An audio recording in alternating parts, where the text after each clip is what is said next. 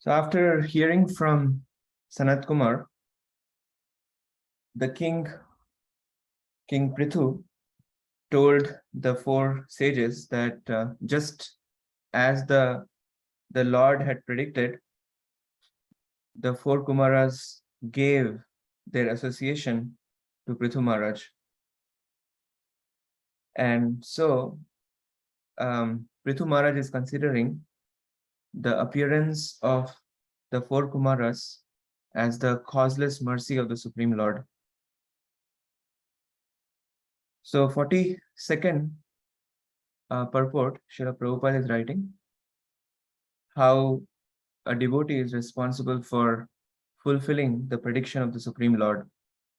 That when Lord Vishnu appeared in the great arena of sacrifice, at the time when King Pṛthu was performing a great sacrifice, Ashwamedh, he predicted that the Kumaras would very soon come and advise the king. Therefore, Pṛthu Maharaj remembered the causeless mercy of the Lord and thus welcomed the arrival of the Kumaras who were fulfilling the Lord's prediction. In other words, when the Lord makes a prediction, he fulfills that prediction through some of his devotees. Similarly, Lord Chaitanya Mahaprabhu predicted that both his glorious names and the Hare Krishna Mahamantra would be broadcast in all the towns and villages of the world.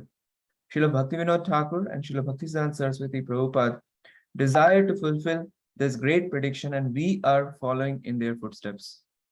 And of course, we know that the army general in their hands is Srila Prabhupada himself.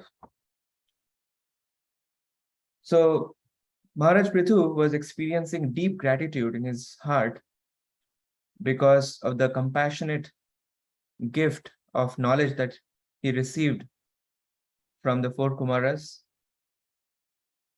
So Pṛthu Maharaj wanted to reciprocate with this. And he was feeling extremely unqualified to be able to repay the debt that he is experiencing in this situation. So he considered that actually he possessed nothing but his kingdom, which was actually the property of Bhrigu Muni and other great sages. Therefore, he's asking himself that how can I reciprocate with this gift of knowledge that I received from the four Kumaras? So it's interesting to note that Maharaj Pṛthu himself is free from all sense of proprietorship. And the four Kumaras, they were free from all kinds of needs. So it's an interesting combination that what can a person give who is himself feeling completely free from proprietorship to someone who does not need anything. It's an interesting combination. Nevertheless, this verse 44 is a wonderful verse where 10 attachments typically that we hold on to are highlighted. And if we are able to let go of those 10 attachments and place them at the lotus feet of a devotee or a representative of the Supreme Lord, then our life becomes successful. So the 10 items that are listed there in the verse number 44, as Pṛthu Maharaj is praying, that my life. So let's look at the Sanskrit, is also very nice. So Prana Dara Suta Brahman Grihascha Sa Parichadha. Then Rajyam Balam Mahi Kosha Iti Sarvam Niveditam. So Pṛthu Maharaj is listing down all the things that he wants to offer unto the four Kumaras. So my life, wife, children, home, furniture, and household paraphernalia, my kingdom, strength, land, and especially my treasury are all offered unto you. This is a wonderful meditation for all of us also. We can also relate to all of these possessions that we oftentimes become enamored with, And if we meditate on this verse, we know that they are all meant to be offered to the Supreme Lord, or a representative of the Supreme Lord. So purport to this particular text is really wonderful. Prabhupada is writing the Ratna Bhanda. Ratna Bhanda means the treasury, right? Ratna Bhanda was a special treasury room which contained special jewelries such as bangles, necklaces, and so on, which were presented to the king by the citizens. This jewelry was kept separate from the regular treasury house where all the collected revenues were kept. Thus, Pṛthu Mahārāja offered his stock of private jewelry to the lotus feet of the Kumāras. It has already been admitted that all the king's property belonged to the Brahmanas, and that Pṛthu Mahārāja was simply using it for the welfare of the state. There is the freedom from all sense of proprietorship. If it were actually the property of the Brahmanas, how could it be offered again to them? This is the interesting question. So in this regard, Shripad Sridhar Swami has explained that this offering is just like the servant's offering of food to his master. The food already belongs to the master, and for the master has purchased it, but the servant, by preparing food, makes it acceptable to the master and thus offers it to him. In this way, everything belonging to Pṛthu Mahārāja was offered to the Kumāras.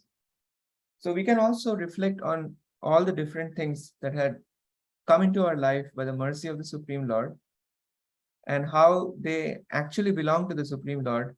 But we have a role to play, that whatever qualities, whatever strength and skills that Krishna has given, we are meant to just make those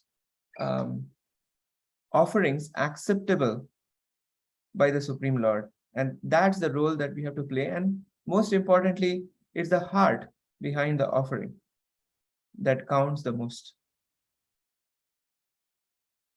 So in this way, feeling that his gifts of perishable matter were an insufficient reciprocation with the four Kumāras who had awarded him their supreme instructions, the greatest benefit that one can give, Pṛthu Mahārāja asked that they be kindly satisfied with their own actions, which were full of mercy. So at the end, Pṛthu Mahārāja is just saying that after all, you become satisfied by your own actions, which is full of mercy. So this gift of transcendental knowledge that the four Kumāras gave to Pṛthu Mahārāja is highlighted in the purport to text number 47. So Srila Prabhupada writes, knowledge of Krishna is such a great gift that it is impossible to repay the benefactor. Therefore, Pṛthu Mahārāja requested the Kumāras to be satisfied by their own benevolent activities in delivering souls from the clutches of Maya. The king saw that there was no other way to satisfy them for their exalted activities. The word Vinodapatram can